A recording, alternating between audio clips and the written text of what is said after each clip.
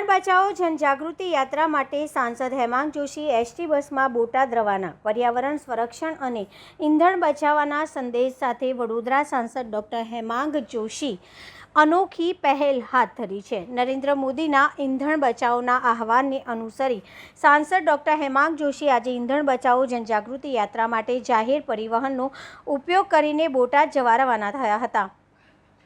Vadodara central ST ડેપોથી શરૂ થયેલી આ યાત્રા દરમિયાન સાંસદે ખાનગી વાહનો બદલે એસટી બસમાં મુસાફરી કરીને સામાન્ય નાગરિકોને ઈંધણ બચાવવાનો સંદેશ આપ્યો હતો। તેમણે જણાવ્યું હતું કે જાહેર પરિવહનનો વધુ ઉપયોગ કરવાથી પેટ્રોલ ડીઝલની બચત થવાની સાથે પર્યાવરણ પણ સંરક્ષણ થઈ શકે છે।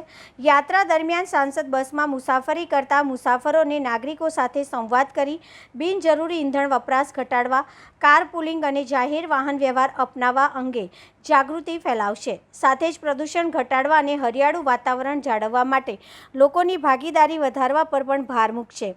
સાંસદની આ પહેલને વડોદરાવાસીઓ તરફથી સારો પ્રતિસાદ મળી રહ્યો છે। શહેરમાં ગ્રીન વડોદરા, ક્લીન વડોદરાના સંદેશને વધુ મજબૂત મળશે અને પર્યાવરણ પ્રત્યે લોકોમાં જાગૃતિ વધશે એવી આશા વ્યક્ત કરવામાં આવી રહી છે।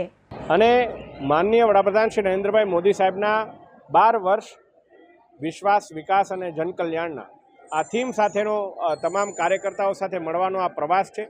એની અંદર એક પેડ માં કે નામ અંતર્ગતના અભિયાનો હોય, સ્વચ્છતા અભિયાન હોય, ટિફિન બેઠક હોય, આવા ઘણા બધા સંગઠનાત્મક વિષયોને લઈને બોટાદ અને ભાવનગર મહાનગરના યુવાનોને મળવા માટે 3 દિવસના સંગઠનાત્મક પ્રવાસમાં હું જઈ રહ્યો છું। અને મારો પ્રવાસ હું આપણી ગુજરાત સરકારની સલામત સવારી એવી GSRTCની બસ દ્વારા હું કરવાનો છું।